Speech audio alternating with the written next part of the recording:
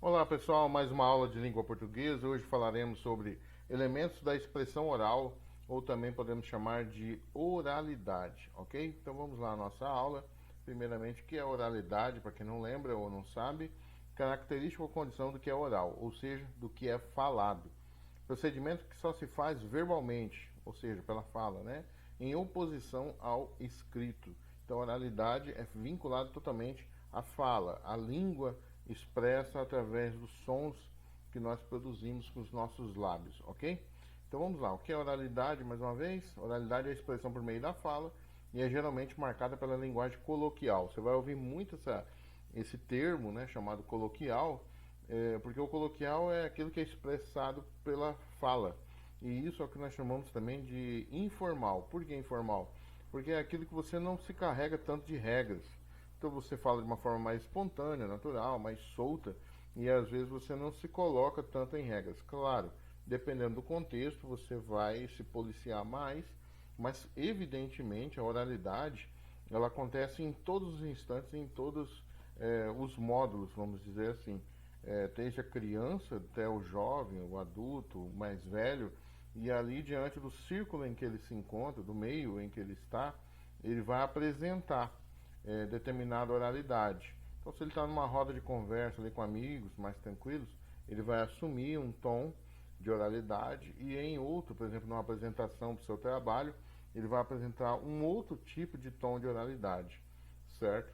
Então, o termo expressão oral se refere a toda comunicação realizada por meio da palavra, falada, né? No homem, a expressão oral faz parte do uso de uma faculdade inata. O que é inata? Aquilo que já nasce, é uma habilidade que já vem conosco, né? Que o capacita para articular os sons de modo sistemático e comunicar-se. Então é algo que, vamos dizer assim, Deus colocou em nossas vidas para que nós venhamos fazer uso dela para nos comunicarmos e nos fazermos ser entendidos. Então nós precisamos usar dessa oralidade e usamos muito mais do que a escrita. A escrita ela vem depois de muitos anos em que nós já praticamos a oralidade e por isso nós somos mais hábeis às vezes a falar com os lábios, mas às vezes nem tanto com escrever. Às vezes alguns descobrem na escrita uma habilidade maior do que a fala, mas elas o tempo inteiro elas interagem. Mas a escrita ela tem a questão do planejamento. Você planeja antes de escrever, você pensa direitinho antes de colocar. Enquanto a fala ela é muito rápida, porque o pensamento é produzido ali espontaneamente e você já tem que se comunicar. Então por isso você não se vale às vezes de tantas regras ou vai se policiar devido à circunstância em que você está, o contexto em que você se encontra no momento, tá? Elementos da expressão oral, oralidade, algumas considerações, né? Quando falamos com os amigos ou familiares, utilizamos a linguagem informal. Quer dizer, você está mais solto ali, né? Constituída por marcas da oralidade, por exemplo, né, o tipo, cê viu, nós, né? Então, algumas marcas de oralidade, vamos dizer assim, percebida. E nós vamos ver algumas daqui a pouco, né? Abreviações, né? é, Erros de concordância, a gente fala os meninos, as meninas, né? Então nós erramos às vezes, ou fala os homens trabalhou, os homens trabalhou em vez de fazer homens trabalharam. Então às vezes nós fazemos alguns erros de concordância, né? As gírias muito conhecidas, né? Expressões menos prestigiadas, né? E as chamadas prosódias, né? Que ali você usa a palavra, mas às vezes fala de um modo que não deveria ser. Então, por exemplo, você vai falar intuito, em vez de falar de intuito. Então, às vezes você coloca um acento ali no i que não deveria colocar. Então, isso é o que nós chamamos de prosódia. Importante notar que historicamente a fala precede a escrita, nós já nascemos com ela, ela é inata, como nós vimos, né? Ou seja, a escrita foi criada a partir da comunicação entre os homens, bem como da necessidade de registro. Então a escrita, ela vem como se fosse para deixar de registro aquilo que a fala ainda não poderia ser gravada.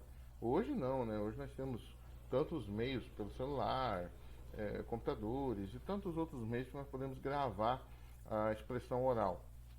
Mas pensa numa época que não tinha como. Então tinha que se equivaler da escrita, ou nas pedras, ou em pele de animais.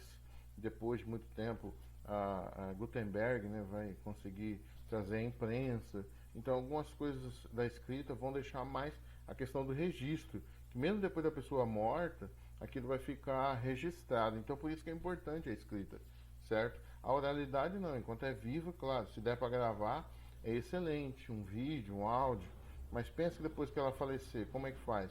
Então, fica-se os livros, que é a expressão escrita, para poder trazer à memória aquilo que a pessoa expôs do seu pensamento, né? Claro que a linguagem formal não pode ser considerada errada, uma vez que os falantes da língua utilizam a informalidade de acordo com determinados contextos. Então é difícil falar assim, errado.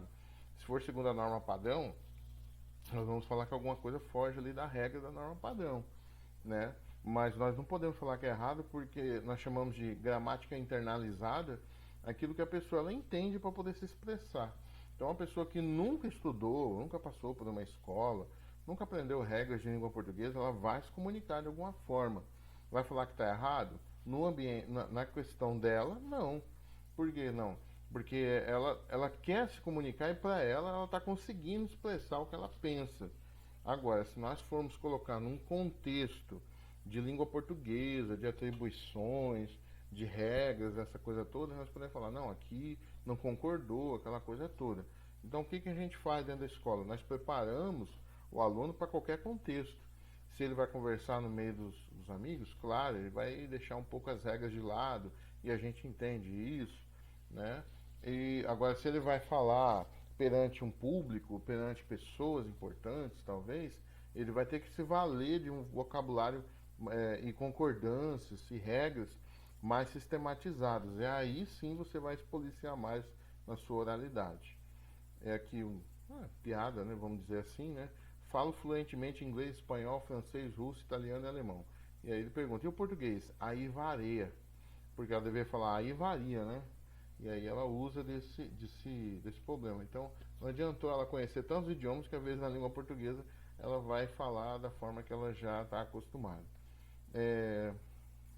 Mais algumas considerações, né?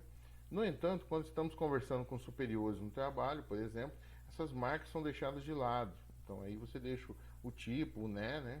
Para quê? Para dar lugar a uma linguagem mais cuidada, que foi o que nós falamos. Ou seja, aquela em que não notamos as marcas da oralidade e que intuitivamente utilizamos em determinados contextos de produção que exigem formalidades, ou seja, as regras da norma padrão. Então, se eu pedir para um aluno para apresentar no seminário, então perante os alunos ele vai ser mais cuidadoso. Ou apresentar ali um trabalho perante alunos da escola, ele vai ser um pouco mais cuidadoso, né? Claro, por exemplo, um professor que vai falar aos alunos, a oralidade que ele se usa, a formalidade, é muito bem cuidada, porque quando ele está fora ali da sala de aula, entre amigos, com a família dele, claro que ele vai ser de uma forma mais solta, né? E alguns não, eles se policiam 24 horas, mas em algum momento pode dar uma derrapada, né? Vamos dizer assim, mas isso faz parte. Então isso que nós precisamos entender é que são formalidades, o contexto vai exigir isso de nós. É como se fosse uma roupa. Você não vai à praia de terno e gravata, você vai se valer de uma roupa mais leve, né? Um calção, uma camiseta, coisa do tipo. Então, é a mesma coisa a fala. Você não vai usar sempre de formalidades, mas não vai usar sempre de informalidades. Você vai observar o contexto para ver determinados ouvintes seus e aí sim você aplica determinada formalidade ou informalidade, tá? Feita essa observação, note que mesmo nas situações de oralidade podemos utilizar uma linguagem mais preocupada ou formal, por exemplo, nas apresentações em público. Acabei de falar para vocês, né? Variações linguísticas. Então, dentro da oralidade nós temos variações, tá? Não são todas iguais, não, você sabe disso. As variações linguísticas reúnem as variantes da língua que foram criadas pelos homens e são reinventadas a cada dia. Então, ela está o tempo inteiro acontecendo, que nós vamos chamar de neologismo. O tempo inteiro estão sendo criadas palavras, formas de expressão, e aí vai. Veja aqui um papagaio dizendo bicicleta, cocrete e caderneta, né? Devia ser bicicleta, croquete e caderneta, né? E aí a mulher olha e fala, nossa, ele fala tudo errado. E aí ela vai até a loja onde ela comprou o papagaio e diz, vim devolver o seu papagaio. Ele diz, algum problema? Ou seja, o papagaio aprendeu com o homem a falar errado. a falar errado não, falar da forma que ele fala, né? A gente entende que é errado, né? Pelas regras da língua portuguesa, da norma padrão, da formalidade. E aí a gente entende isso. Agora, dentro das variações, pessoal, nós precisamos entender tipos e exemplos. Eu trouxe alguns aqui para vocês, tá? O primeiro deles, que nós vamos chamar de variação geográfica ou diatópica. A variação geográfica, pessoal, é o seguinte, é de acordo com o local em que você nasceu ou que você vive. Então, ó, está relacionado com o local em que é desenvolvida, tal como as variações entre o português do Brasil e de Portugal, chamadas de regionalismo. Então, de acordo com o local onde você vive, aquela variação vai acontecer. Então, por exemplo, o português que nós falamos no Brasil é diferente do português que nós falamos em Portugal. Veja o exemplo aqui, ó. Português do Brasil nós chamamos de celular, e em Portugal chama de telemóvel. Então, isso aqui são variações. Dentro da própria mesma língua portuguesa nós temos variações, né? Nós temos ônibus no Brasil e lá eles chamam de autocarro. Nós temos trem aqui no Brasil e lá eles chamam de comboio. Então são palavras assim que nós, café para nós, para ele é bica, são algumas coisas assim que acontecem. São variações. Aqui nós usamos muito a questão do aipim, macaxeira, né? E nós falamos que da mandioca, né? Aqui no Mato Grosso do Sul, mas nós entendemos que em outro lugar chama aipim, em outro lugar chama macaxeira, e isso são variações geográficas, tá? Ou diatópicas. Nós temos também a variação histórica. Por que a variação histórica? Histórica é chamada diacrônica, pessoal, porque ela vai percorrendo vários tempos da história. Se ela está só em um tempo, ela é sincrônica, mas se ela tem vários tempos, ela é chamada de diacrônica. Então veja só, ela ocorre com o desenvolvimento da história, tal como o português medieval e o atual. Então, se você lê uma carta de 200 anos atrás da língua portuguesa, talvez muitas coisas você nem vai entender. Mas o que vai acontecendo? Essas variações históricas vão acontecendo e a forma de falar vai mudando. Ó, um homem de terno e gravata, né, com uma prancha, falando: veja que belos elípticos fazem essas ondas, meu caro amigo. Pegá-las-emos nesse instante ou mais tardiamente. Então veja que para o surfista está totalmente estranho, né? É como se esse homem tivesse vindo de outro tempo, né? E a fala dele usando até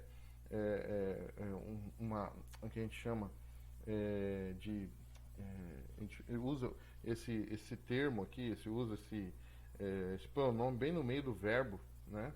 E aí nós ficamos ali olhando e falando: mas meu Deus do céu, que esse cara parece que não vive no nosso tempo, né? Mas isso é uma questão histórica, né? Ou diacrônica. Isso é como se fossem tempos que as falas vão mudando. Em algum momento as coisas vão se alterando.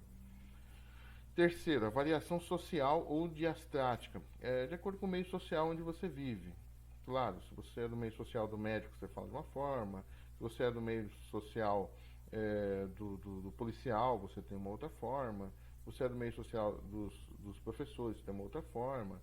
E, então é isso que a gente entende como variação social. É percebida segundo os grupos ou classes, né, sociais envolvidos, tal como uma conversa entre um orador jurídico e um morador de rua. Claro, o morador de rua é uma classe social, o orador jurídico, né, pode ser um advogado, um juiz, que fala de outra forma, e isso são as chamadas variações sociais. Exemplo desse tipo de variação são os socioletos. Então veja só, socioletos é isso aqui que vai acontecer. Ó. De acordo com o laudo, você está com processo de intumescência resultante de lesão inflamatória e necrose subcutânea. Veja que o contexto social do médico leva ele a ter esse tipo de fala. E aí o homem fala: meu Deus, doutor, e quanto tempo eu tenho de vida? Aí ele fala: não se preocupe, é só um furúnculo. Que ele usa uma linguagem, porque é do mundo dele, mas o homem não entende, acha que é algo muito grave, e aí, porque é de um outro grupo social, e aí depois ele entra no grupo social do homem para explicar que aquela expressão significa furúnculo, né? Nós temos também a variação situacional, né, de acordo ali com a situação, vamos dizer, ou diafásica, que a gente chama, e ocorre de acordo com o contexto, por exemplo, situações formais ou informais. É no momento ali a situação. As gírias são expressões populares utilizadas por determinado grupo social. Então aqui, ó, a questão da gíria é uma questão totalmente situacional, né? Então, ó, aí orelha, aí fala: beleza, mano, beleza, só. O que achou da orelha? Cabeça. Então, quer dizer, essa monte de gíria é o que nós chamamos de variação situacional. Naquela situação ali, ele se valeu das gírias. E por hoje, pessoal, nós encerramos, tá? Espero que essa aula possa ter contribuído contigo. Ficamos por aqui, até mais.